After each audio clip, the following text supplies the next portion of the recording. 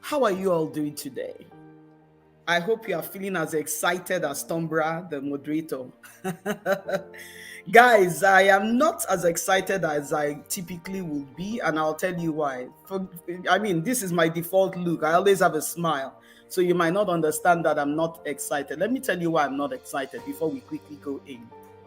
I'm not excited because there's just such a burden on marriages. Every marriage is experiencing some sort of pressure.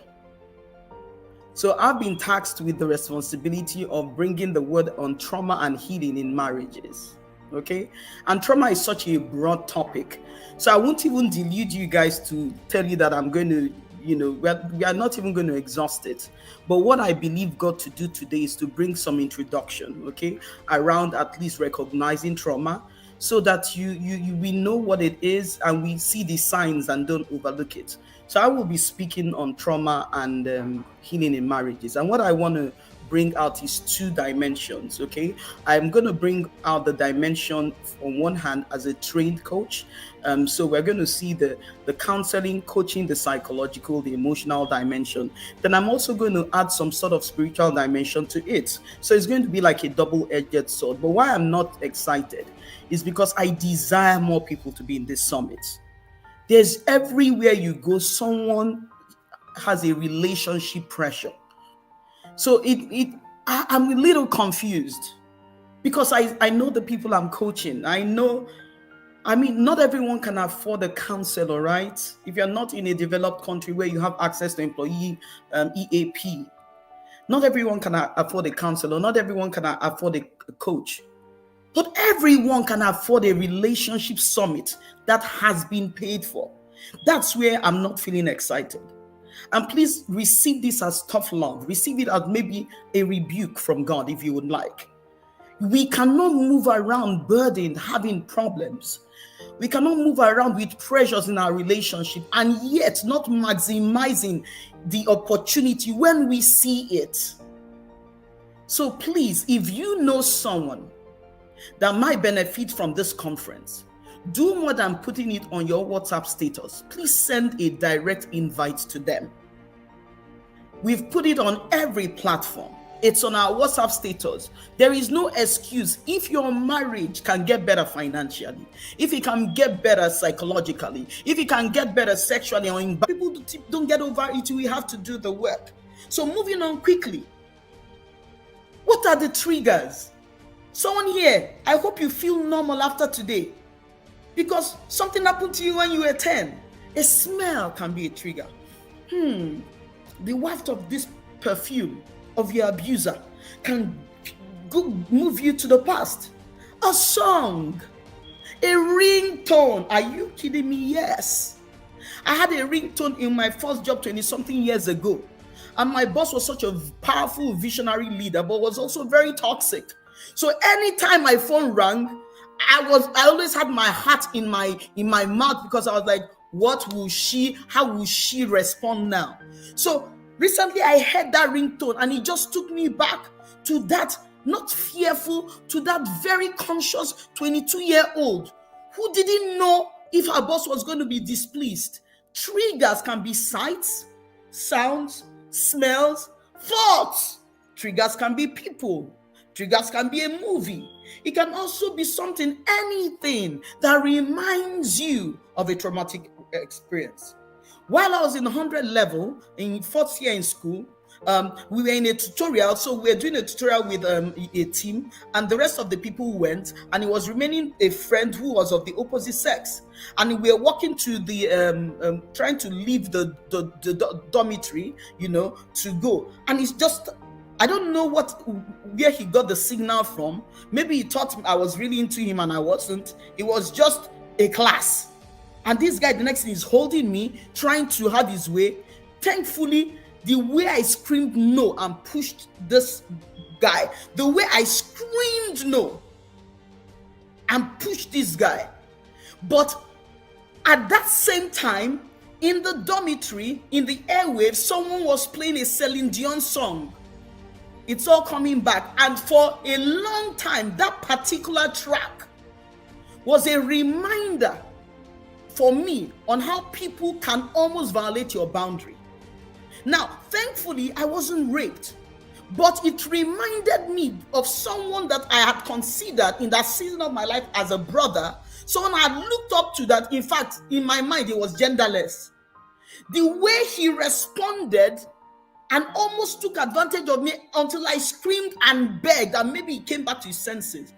Anytime I heard the Celine Dion track, that particular track, it just reminded me of a wake. So you cannot heal trauma without recognizing triggers. Trauma triggers. That is why you are not that healed to just be walking anyhow back into the things that may be triggers. That is why the next person speaking will teach you on boundaries. That's why boundaries are important. There are places I don't go, not because those places are necessarily good or bad, but because I might have a trauma response. And if you have a history, you are on a healing journey, you must recognize your triggers and do all you can to stay away from it. What are the types or stages of trauma? We have the acute trauma, we have the chronic trauma, and we have the complex trauma. This delineation is important. All traumas are severe, but there are some that are SOS 911. Why would people just stay and say, I didn't know she was that sad? Because sometimes we all miss the signals. Now, what is quickly an acute trauma? An acute trauma is trauma that was introduced by one big devastating event. My God, the loss of a loved one, the loss of a mom, a terminal illness, an accident, whatever, one big event. The event was so big that it crushed the person. So that's acute trauma. The pandemic was an acute trauma. It was this big thing collectively. So if you as a family or you as a person have gone through any big thing, please don't downplay it. 17 years ago, I lost my dad, and I thought that being spiritual meant that I didn't have to grieve. So I remember it was it is well, and I internalized such anger that the anger came out as a rebellion. And in the next 12 months after that loss, I made some of the poorest relationship entanglement choices. You know why? Because when something heavy has happened, especially with men, if you have men, maybe it is you have this issue, don't downplay it. That's acute trauma. Then we now have chronic trauma. Chronic trauma is not just one event, it's an ongoing event, meaning that when do I even catch a break? I cannot catch a break. It's when there is a repeated occurrence, especially in the areas of abuse. Someone gets hit once and they are afraid they get beat up again, or sexual occurrence. Most sexual abuse victims were repeatedly abused over a long period of time. That is trauma. You must know your kind of trauma, because you do not know. Remember, in the face of ignorance, bondage will continue. Because when there is light, when there's revelation, deliverance can come. So acute trauma, one big event, don't downplay it. Chronic trauma is chronic. When you say chronic illness, that is over a long period of time. Do you know that even having a special needs child that reminds you that is in pain, it can stretch. I want you to recognize the stretch. A diagnosis. Having I was diagnosed with cancer 5 years ago. Boy, our lives changed quickly. That 1 year of hospital bills continue. Some people, that is chronic trauma. Abuse is chronic trauma. Constantly invalidating your partner's opinion is chronic trauma. Some people are so traumatized in their relationship because of a pattern. Remember, for something to be chronic, there must be a pattern. Now, the third one is complex. Now, complex is the mother of acute and chronic. Complex is the marriage, the intersection when you bring acute and you bring chronic, meaning you have a heavyweight trauma and in addition it is continuous. Please, this is very important, because I have experienced some as a family. We've experienced the surprise of a terminal diagnosis. We've laid down 3 loved ones in the space of 7 years. To not know how this can impact you as a collective, as an individual, is to downplay. Many people are bleeding on others for something, a trauma they ignored, they didn't recognize, and never addressed. Stages of trauma. Moving on quickly. Now, what are some of the examples? Not all traumas will be the same. Your trauma might not be my trauma. But I want you to now be mindful and discerning to at least recognize it. I don't like to use this example, but I'm compelled to use it. Minister Sinachi of Nigerian extraction, one of the foremost gospel voices in Nigeria, was in a traumatic marriage, what is called a complex trauma, an acute, meaning that heavyweight abuse, domestic, but also it was chronic because we understand it's something that happened over a long period of time. Why am I referencing this very sad example? Is that a lot of people around that tried to help and they did their best, but by not recognizing and understanding the parameters of trauma, people missed the signals and away. If these people, that's why I advocate that every leader should be trauma aware. I didn't say you must be a trauma specialist. You don't have to be. I happen to be trained, we are trained in emotional freedom techniques. We are trained with cognitive intervention. We are trained in psychotherapy. But every leader must make an effort at a base level to be trauma aware. Every spouse should be trauma aware, because some of your teenagers acting out are not acting out. They are giving a full-blown trauma response. They are going through a crisis you don't know because you are tone deaf of, it's not your fault, you are wise in other things, but you are like, oh please, don't talk back. Their talking back might be a trauma response. Their recoiling might be a trauma response. The bleeding and the pain and the anger might be a trauma response. This is not an excuse for bad behavior, but some of the things you call character flaws might actually be a trauma response. So there are types of trauma. Physical trauma, I don't need to describe that. When you hit people, that's physical trauma. When there's blunt force trauma or an accident, physical trauma. When there's a fall, physical trauma. There's spiritual trauma, the one we don't like to talk about. I want to see you guys properly. Spiritual trauma is when your own spiritual beliefs are invalidated. Spiritual trauma is when you are so victimized in a group that you entered freely and you cannot live freely. Listen, hear me. Anywhere that you can enter freely in the service of God and you cannot live freely is not. Let me put it this way. Anywhere you can enter freely, but you cannot live freely is a cult. There are many people that are bound to organizations that they've outgrown. Not because they don't want to leave, they want to leave, but the fear, the bullying, the ostracization, the blackmail, the gaslighting, the craziness that will happen. So they are there. They are being brutalized. They are being emotionally abused. They are verbally abused. And they are dying slowly and they cannot live. Spiritual trauma. Many of us grew up in denominations, not me, but some people grew up in denominations. One of the stories, I had a young girl. They were in a denomination. And because they wore trousers as 9-year-olds, they paraded them to the front of the ministry and called them cankerworm. And she said to me, Eden, the word cankerworm hung over my head. That almost made me have low self-esteem. That was a traumatic experience. That shaming, that bullying, that name calling, the labeling was a traumatic response. So you can have spiritual trauma. Another example of spiritual trauma, St. Joan of the Arc in the 18th century. She was wrongly labeled a witch because she had these dramatic spiritual occurrences. At the time, people did not understand. So she was labeled a witch. She was burnt on the stake and hung on a tree and burnt. And 2 decades later, in the 21st century, the Catholic Church apologized that it was an error of judgment and canonized that. So you can have either the big ones or the small ones. And this is not, any denomination. There's no perfect denomination. This is just for you to recognize that trauma can be spiritual. We can also have emotional and psychological, which is the one we are used to. That's the one people start being afraid, having panic attacks.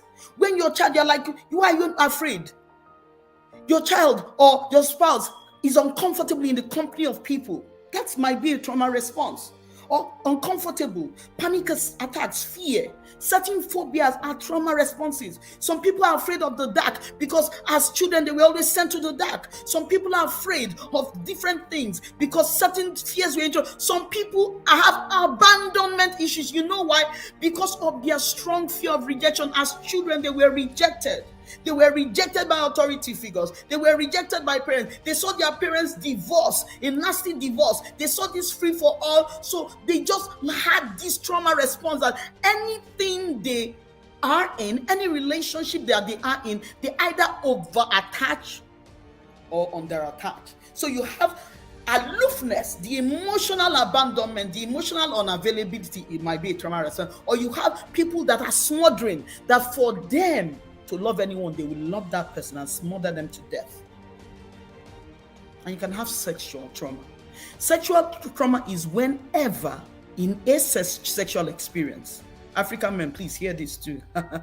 Whenever in a sexual experience, and women too, because some women are really wildcats, okay? And I say this respectfully in Apostle Selman's voice. Whenever in a sexual experience, consent is ignored, that's trauma can be introduced. Maybe someone was a predator for a child, incest, rape, abuse, or even in marriage. I've had people who say that their spouses come back and rape them and sodomize them, all kinds of craziness. Now, I want us to see, now we've seen the sexual, the spiritual, the emotional, psychological, and the pattern. Is there a spiritual thing that we need to look at? I'm going to show you. So we've seen the 4 types of trauma in the physical. I want to show you 4 swords and how I'm hoping that you live here and you commit to your healing. I'm hoping that you live here and you become self-aware. I'm hoping that you live here and you say, what was done to me is no longer as important as what I do to myself. But I'm also hoping that you live here and you become a watchman for your family, a watchman for your children, a watchman for your relationship, and a watchman for your marriages. And primarily, and more importantly, a watchman for yourself. Know your thermometer, not thermometer. Know your thermometer. Know the thermometer of others. Know the pain quotient of others, so that we'll be more sensitive, we'll be more graceful, and we will commit to seeking professional help. So there are several swords, but I'm mindful of the time. So for the purpose of this, I'm going to touch on 4 swords. And I want you to know, because one of the scriptures I love, and I absolutely love quoting, is Jeremiah 8:11. We've seen the statistics by McKinsey. We've heard, the stages of trauma. But God brought an indictment against the body. In Jeremiah 8:11, and I'm a person of faith, I love to draw inference from science, from statistics, from stories or real life examples, from parables, but more importantly from scripture, so that you have a balanced diet, okay? Jeremiah 8:11 said, I bring a railing accusation because you have touched the wounds of my daughters lightly, meaning that you are being casual about trauma. He was saying to the church, you've diminished trauma. You've ignored it, you've sprayed over it, you have poured anointing oil over it, you've hidden it in activity and in inactivity, and you've lied about it, and you've said peace when there is no peace. Did you know that there is a high link between a trauma experience and some spiritual warfare? So I want to introduce to you the swords that can manifest itself as trauma. Because remember that the secular is usually a response to the celestial. As it was in heaven, now on earth. That's the original version of the Lord's Prayer. Was not give us there as it was in the heaven. No, is what we see in earth is a response of what has already happened in the realm of the spirit. So we are not ignorant of the devil's devices. We will have the weapon of prayer, we have the weapon of spiritual discernment, but we'd also have therapy and the awareness that is needed for healing. The first sword, there are certain swords that come against our household. The first sword we see in Ezekiel 18:4. It is the sword of Pharaoh. What is the sword of Pharaoh? The sword of Pharaoh is the sword that introduces itself into a household so that you have repeated bondage. They say we are always like that in our family. We always shout. My grandmother shouted. My mother shouted. No, it is the sword of Pharaoh and generational trauma being passed from one person to another. Many things we pass off as culture. Many things we pass off as temperament. Many things we pass on. That's how we are in our family. The Brown's family, we are always have anger. It is a recycled trauma response that nobody stood up to do the spiritual war. Nobody stood up to do the work, emotional work. Nobody stood up to say, you know what, enough is enough. The buck stops with me. So the same appetites were passed down. The same proclivities were passed down. The same weaknesses were passed down. And we pass it off as culture. We pass it off as culture. We pass it off as behavior. So you see the sins of the fathers, according to the Bible, and the children's mouth being sour grapes. The sword of Pharaoh, Ezekiel 18:4, it sponsors enslavement and reintroduces trauma. I want to make a decree that whatever was introduced into your heritage stops with you. That your children will not pick any pattern. I tell my children, whatever you see that is negative in my life should not find the expression in your life. What your DNA is the DNA of God. So every traumatic response, you will not have it. The sword of Pharaoh, remember, sponsored enslavement from one generation to another. So how do we see it as spiritual warfare? It manifests as the sword of Pharaoh. But in the physical sense, you see mothers are abused and their children are abused. You see, someone divorced and their generation, there's divorce going on. You see, they beat the mother, they beat the child, and they beat the guy. They're just a cycle. They're almost like what? By the time you are discerning, because you are a watchman and you are informed and you are trauma aware, you say, wait a minute, I'm seeing something I don't like. There is a pattern. Oh my God, there is a pattern. What is going on here? The sword of Pharaoh. Number 2 sword. The sword of Saul. The sword of Saul, you can see this in 2 Samuel 1:22. 2 Samuel 1:22. 2 Samuel 1:22. And I quote the verse, said, from the blood of the slain, the sword of Saul did not return unsatisfied. From the blood of the slain, the sword of Saul did not return unsatisfied. How many swords are ravaging your ancestry and not returning unsatisfied? The sword of Saul was relentless in undermining David. What is the spiritual implication of the sword of Saul on trauma? The sword of Saul is a high-level attack. The enemy pursuit to undermine high potential. You've heard it before. Some people, they call it near success syndrome. It's almost like when they're about to get their big break, something happens. When a marriage is about to enter the next level, something happens. When a child that was doing so well in school, suddenly something happens. So you see, on one hand, is a trauma response, is detachment, they are disinterested, they are recoiling. That sword that sponsors the defeat, that sponsors the abortion of high potential. Because the goal of the sword of Saul is to break a light from shining. That is why you cannot be ignorant of the enemy's devices, and yet you must be trauma informed. You must smell it, you must see it, you must discern it. When you see in your relationships, because I'm broadening the horizon, not just for marriage. When you see a pattern, a sudden pattern, that's not when you sleep. That is not when you sleep. You cannot afford as a watchman to sleep the sleep of death. You must not sleep the sleep of death. How do I know the sleep of death? Remember the story in King Solomon. 2 prostitutes had children, and one slept the sleep of death. That's what I call the sleep of death. She slept so hard that she slept on her child, and the child died. And the other one woke up in the night, removed the dead child, and exchanged. Do you know how many divine exchanges happened? Because we are not informed. What kind of sleep are we sleeping? As mothers, what kind of sleep are we sleeping? Fathers, what kind of sleep are you sleeping? Husbands, what kind of sleep are you sleeping? Can't you discern the pain in your wife? Wives, what kind of sleep are you sleeping? This man that is just angry, shouting, cursing. Can't you see this guy is bleeding? Can't you see this guy is a walking wounded? He has been infested by some trauma. What kind of sleep are we sleeping? The sword of Saul pursues people. He sponsors attacks on those anointed for kingship. The third sword, the sword of the Ammonites. And we can see this example in David. 2 Samuel 12:9. This sword is a very lethal sword. It sponsors the attack and kills untimely.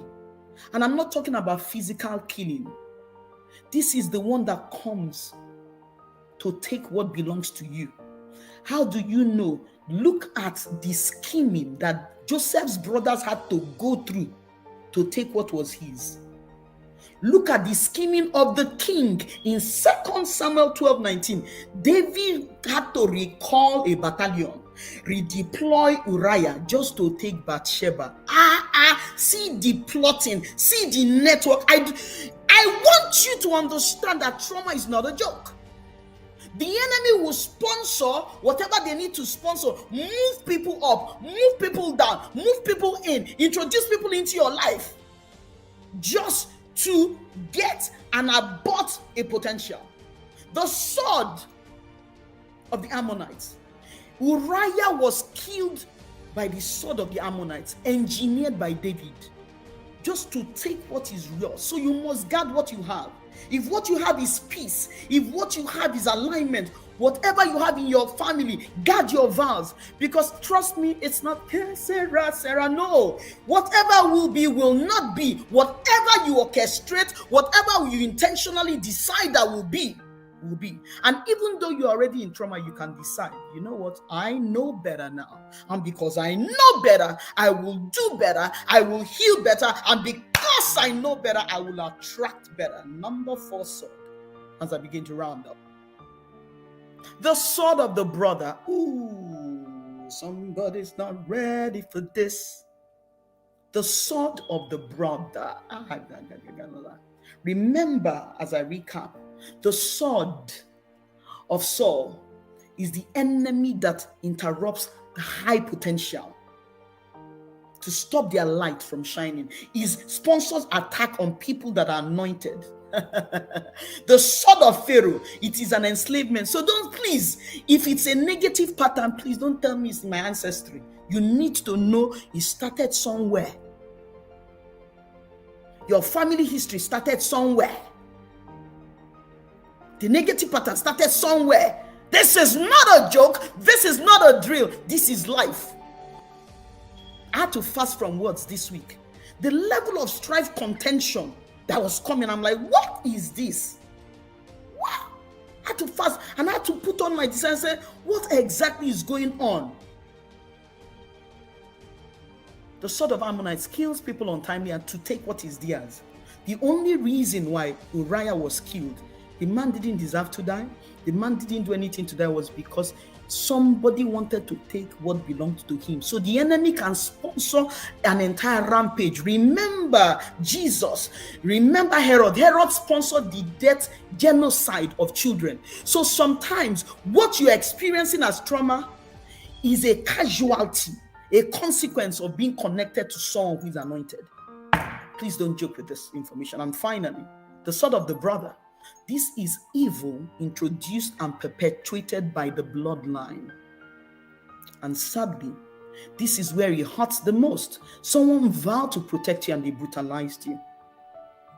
Someone vowed to protect you. Remember, Mephibosheth, you were dropped. When there's incest, abuse, violation from the home, that is trauma. That is the sword of the brother. We see example of the sword of the brother. Remember in Haggai 2:22. Please, if you catch the replay, go and open all this Bible. Go and check all the statistics I'm giving you. In Haggai 2:22, Adonijah wanted the throne of David from the house. That is why no matter how much in-laws or outlaws that you have, please, you cannot joke with boundaries. You can't joke with boundaries. You owe it yourself to put emotional boundary. You owe it yourself to distance yourself. And if your children or your spouse has a reservation about an occurrence or something, you must sanctify and purify your heart. Make your home trauma-free. And if you are already in trauma, please seek help. How do we discern the gaps? What can we do? Eden, oh, my head is exploding. What do I do? Now that we've seen how can we heal, please write this down. And I'm going to end with a quote from Brianna Wiest. Brianna Wiest, this is one of my all-time favorite quotes. Said, trauma was not your fault. Trauma was not your fault, but healing is your responsibility. I want to activate the responsibility to want to be healed. I want to empower you with the responsibility to seek healing. I want you to become the watchman in your house, to be the psychological watchman, to be the emotional watchman, to stand as a watchman over your home, over the emotional territory of your home, over the spiritual climate of your home. As you prioritize your healing, I want you to draw a line in the sand and say, the buck stops with me. Trauma was not your fault, but healing is your responsibility. 4 ways that you can activate the healing. Number 1, discern the gaps. What you do not know can kill you.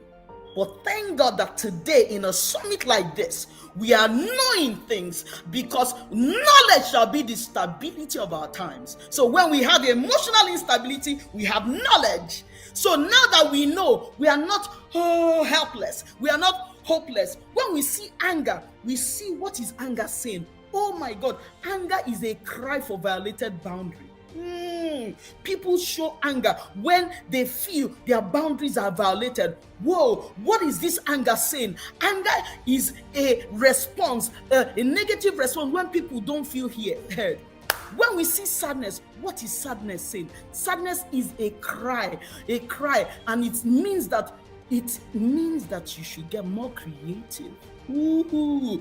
When you see resentment, what is this emotion saying? Resentment is a sign that you need self-love, that you need forgiveness.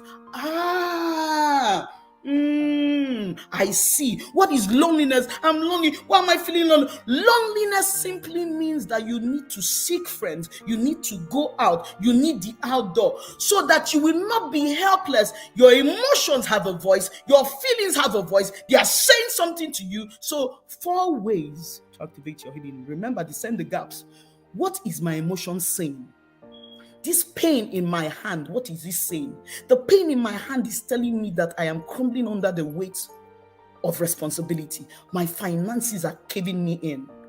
What is this pain in my heart saying? Oh, the pain in your heart is telling you that you have suppressed trauma and pain and unforgiveness and bitterness. What is the pain in this my ankle telling me? The pain in your ankle is telling you that you are getting stuck.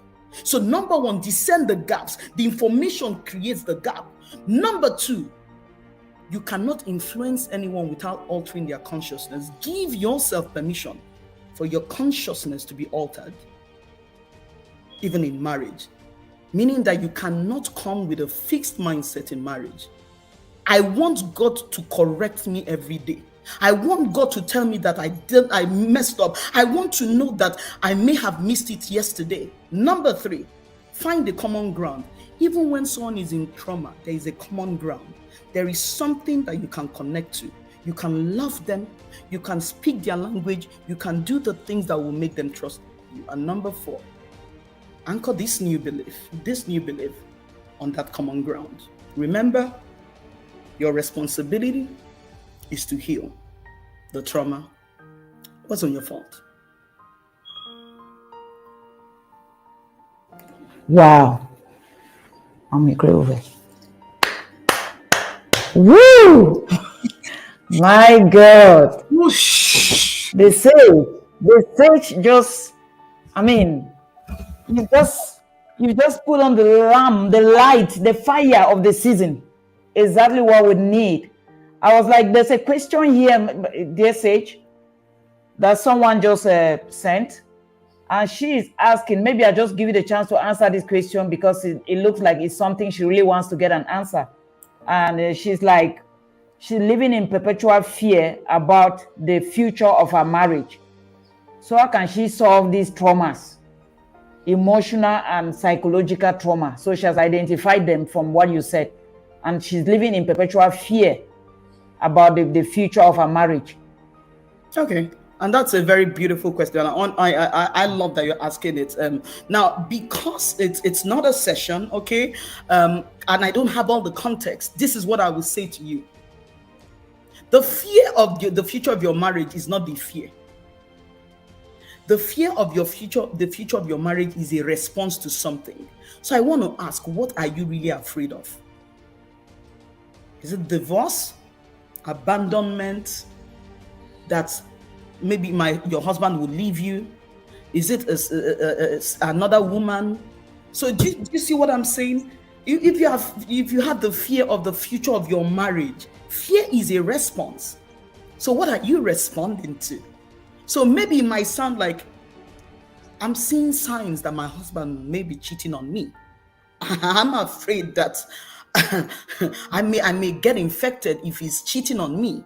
I'm afraid that if he's cheating on me, that's my deal breaker. I can't stay. But I don't want to be single because I've seen the way society shuns divorced people. You see, these are different fears. So I want to encourage you to go back to that fear and have a conversation with the fear with the end goal of specifying the fear. Remember, if you cannot name it, you cannot heal from it. I want you to break it down. I am happy, okay, to share a resource just with you. Any other person who wants this resource has to make an investment for it. It's a resource that will help you to answer 10 questions. Many women, when they're in that place, is usually, I call the resource unstuck. Should I stay? Should I go? Now, even though the conversation is not around staying or going, but once a woman is afraid of marriage, of a spousal situation, they're already asking the question, should I stay? Should I go? Now, these 10 questions are not going to tell you whether you should stay or go. It will help you to do the most radically honest self-evaluation.